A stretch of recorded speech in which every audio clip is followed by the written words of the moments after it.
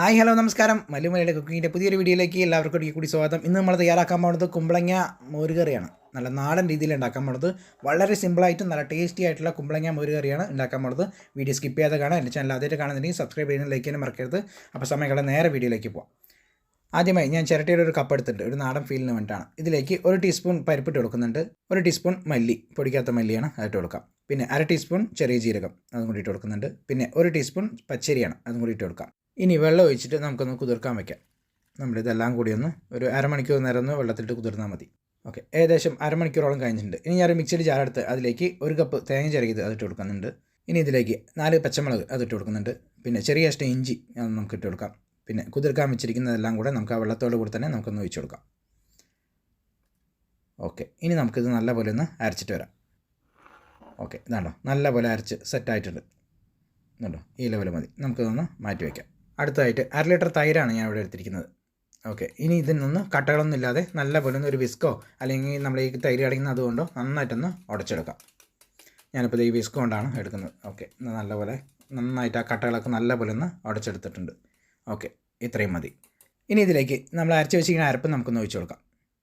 ഇനി ഇതെല്ലാം കൂടെ നല്ലപോലെ ഒന്ന് മിക്സ് ചെയ്ത് കൊടുക്കാം. നമ്മൾ ഈ അരപ്പും ഈ തൈരെല്ലാം കൂടി ഒന്ന് നല്ല രീതിക്കൊന്ന് മിക്സ് ചെയ്ത് കൊടുക്കാം.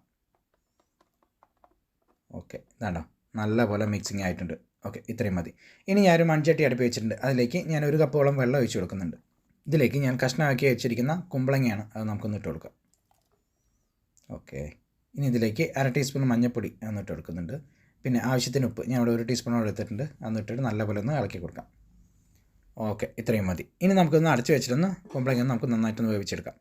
ഏകദേശം ഒരു 10-15 മിനിറ്റോളം കഴിഞ്ഞിട്ടുണ്ട്. കുമ്പളങ്ങ നല്ലപോലെ വെന്തിട്ടുണ്ട്. ഇത്രയും മതി. ഇനി തീ ഒന്ന് ഓഫ് ചെയ്തതിന് ശേഷം നമ്മുടെ ഈ തൈര് മിക്സ് അത് നമുക്കൊന്ന് ഒഴിച്ച് കൊടുക്കാം. തീ എന്തിനാ ഓഫ് ചെയ്യുന്ന എല്ലാ ഒട്ടുമിക്ക ആൾക്കാർക്ക് മനസ്സിലാവുന്നത്. നമ്മൾ ഈ തിളവരുന്ന സമയത്ത് നമ്മൾ ഈ തൈര് ഒഴിച്ച് കൊടുക്കുകയാണെങ്കിൽ അത് തൈര് പിരിഞ്ഞു പോകാൻ സാധ്യതയുണ്ട്. അതുകൊണ്ടാണ് തീ ഓഫ് ചെയ്തതിന് ശേഷം നമ്മൾ ഈ തൈര് ചേർക്കുന്നത്. ഇനി ഇതെല്ലാം കൂടെ നല്ലപോലെ ഒന്ന് മിക്സ് ചെയ്ത് കൊടുക്കാം. നമ്മുടെ ഈ തൈരും കുമ്പളങ്ങയും എല്ലാം കൂടെ നല്ലപോലെ ഒന്ന് സെറ്റായിട്ട് വരട്ടെ. കാരണം നമ്മൾ ഇളക്കുമ്പോൾ തന്നെ അറിയാം, നല്ല തിക്കായിട്ടുള്ള കറിയാണത്, കാണുമ്പോൾ തന്നെ അറിയുന്നുണ്ട്. ഓക്കെ, ഇത്രയും മതി. ഇനി നമുക്കൊന്ന് താളിച്ചെടുക്കാം. അതിനായിട്ട് ഞാനൊരു പാത്രം അടുപ്പിച്ചിട്ടുണ്ട്. ചൂടായ ശേഷം അതിലേക്ക് 1 ടേബിൾ സ്പൂണോളം വെളിച്ചെണ്ണയാണ് നമുക്കൊന്ന് ഒഴിച്ച് കൊടുക്കാം. ഇതിലേക്ക് 1 ടീസ്പൂൺ കടുക് ഇട്ട് കൊടുക്കാം. അത് നല്ലപോലെ ഒന്ന് പൊട്ടി വരട്ടെ. ഓക്കെ, ഇനി ഇതിലേക്ക് 1/2 ടീസ്പൂൺ ഉലുവയാണ്, അത് നമുക്കൊന്ന് ഇട്ട് കൊടുക്കാം. അതൊന്ന് പൊട്ടി വന്നിട്ടുണ്ട്. ഇതിലേക്ക് 4 വറ്റൽമുളക് ഇട്ട് കൊടുക്കാം. 2 തണ്ട് കറുവേപ്പില അത് നമുക്കൊന്ന് ഇട്ട് കൊടുക്കുന്നുണ്ട്. ഇനി എല്ലാം കൂടെ നല്ലപോലെ ഒന്ന് മിക്സ് ചെയ്യാം. ഓക്കെ, സെറ്റാണ്. ഇത്രയും മതി. ഇനി നമുക്കിതാ മോര് കറിയിലേക്ക് നമ്മുടെ താളിപ്പ് അങ്ങോട്ട് ഒഴിച്ച് കൊടുക്കുന്നുണ്ട്. ഇത്രയേ ഉള്ളൂ. വളരെ സിമ്പിളാണ്, ടേസ്റ്റിയാണ്, പെട്ടെന്ന് ഉണ്ടാക്കാൻ പറ്റുന്ന ഒരു അടിപൊളി റെസിപ്പിയാണ്. ആർക്കും ഉണ്ടാക്കാൻ അറിയില്ല എന്ന് പറഞ്ഞിട്ട് ഇനിയിപ്പോൾ ഇത് മാറി നിൽക്കേണ്ട ആവശ്യമില്ല. ഇത് ഈ ഒരു രീതിയിൽ ഉണ്ടാക്കുകയാണെങ്കിൽ വേറെ ലെവൽ ടേസ്റ്റാണ്. അപ്പോൾ ഇന്നത്തെ വീഡിയോ ഇത്രയേ ഉള്ളൂ. വീഡിയോ എല്ലാവർക്കും ഇഷ്ടപ്പെടുന്നു വിചാരിക്കുന്നു. ഇതുപോലെ ഒന്ന് ഉണ്ടാക്കി നോക്കിയിട്ട് അഭിപ്രായം എന്ത് തന്നെയാണെങ്കിലും ഒന്ന് കമൻറ്റ് ചെയ്യാൻ മറക്കരുത്. പുതിയ റെസിപ്പി ആയിട്ട് അടുത്ത വീഡിയോയിൽ കാണാം. താങ്ക്